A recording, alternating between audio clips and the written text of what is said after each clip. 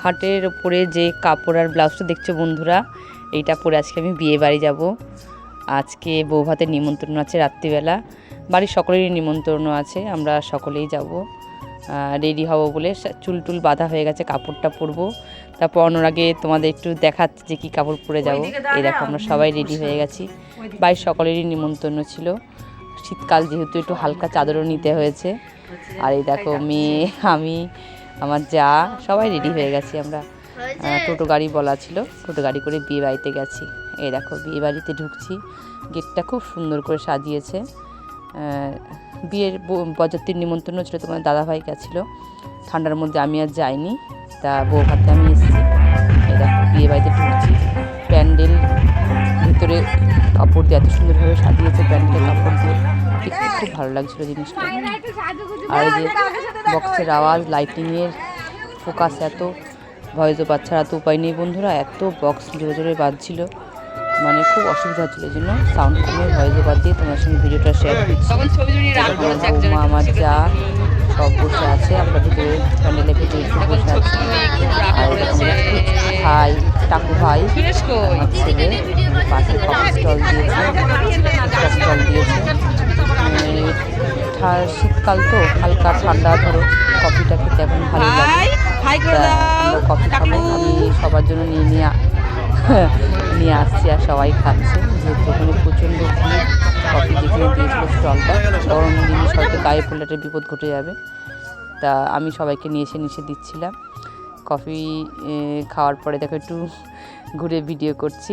আর এই দেখো আমাদের সুন্দরী বউকে দেখো, দেখতে খুব সুন্দর বউটা, সাজুগুজু করেছে, আরও দেখতে বেশি ভালো লাগছিল। বউটাকে এখানে সাজিয়ে আর কি সবাই গিফট দিচ্ছে।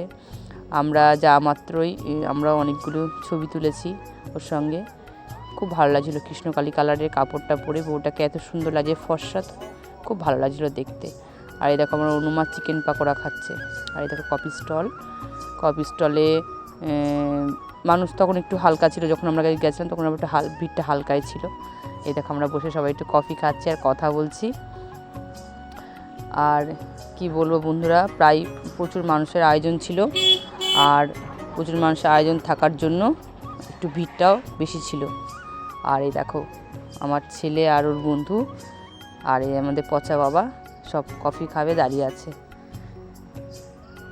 মানুষজন প্রায় 550 লোকের আয়োজন ছিল। আমরা সন্ধেবেলায় চলে গেছিলাম, আর তোমার দাদা ভাই বলেছিল কি তোমরা আসো টাইম মতন। আমরা সেইভাবে বসে 1.5-2 ঘন্টা মতন বসেছিলাম, বসে থেকে খাওয়া দাওয়া করে আমরা আবার বেশি রাত করে চলে এসেছি সকাল সকাল। এই দেখো বিয়ে বাড়িতে কী আয়োজন হয়েছে দেখে না তোমরা একটু, অনেক কিছু আয়োজন ছিল। রসগোল্লা তো দেখালামই, প্রথমে মাছ, খাসির মাংস, ভাত, রাইস, চাটনি, রসমালাই করেছিল। ঠান্ডার মধ্যে দইয়ার ব্যবস্থা করেনি, রসমালাইয়ের আয়োজন করেছিল। আর এই দেখো সানু একটু দুষ্টুমি করছে। আর মানুষজনের চাপ ছিল বলে আমরা বেশি রাত করিনি, 8টার মধ্যে আমরা বিয়ে বাড়ি পৌঁছে গেছি। এই দেখো খাওয়ার টেবিলে বসেছি, ভাত ডাল তখন দিচ্ছে, যেহেতু এক হাতে ফোনটা ধরে ভিডিও করতে হচ্ছে, একটু অসুবিধা হচ্ছিল, তাও যতটুকু পেরেছি তোমাদের কাছে দেখাচ্ছি। এই দেখো এরকমভাবেই ভিডিওটা আমার হয়েছে, সম্পূর্ণ তোমাদের দেখাতেও পারিনি। যা যা পাতে যখন পড়েছে তখনই সেটা দেখিয়েছি। মেয়ে আজকে পাশে বসেছিল না, দেখো খাসির মাংস দিয়েছে, তখন খাসির মাংস দিয়ে ভাত খাচ্ছিলাম। রাইস করেছিল বন্ধুরা, তা রাইসও নিয়েছিলাম, রাইস দিয়ে খাসির মাংসটা খাচ্ছিলাম। আর খাসির মাংসটা আমার খেতে খুবই ভালো লাগে। এই দেখো শেষ পাতে মিষ্টি রসমালাই দিয়েছিল, তা রসমালাইটা হাত ধোয়ার পর খেতে খেতে প্যান্ডেল থেকে বেরিয়ে এসেছি। এই দেখো আমার ভাই নাচু করছে টোটো ভ্যানে উঠে, বক্স বাজে যেহেতু, আমার মেয়ে আরও নাচছে, দেখো দুষ্টুমি করছে কীরকম। আর কি বলবো বলো বন্ধুরা, এইমাত্র বাড়ি আসলাম, টোটো গাড়ি দাঁড়িয়েছিল, টোটো গাড়ি যেহেতু ভাড়া করে গেছিলাম, টোটো গাড়িতেই আবার বাড়ি চলে এসেছি।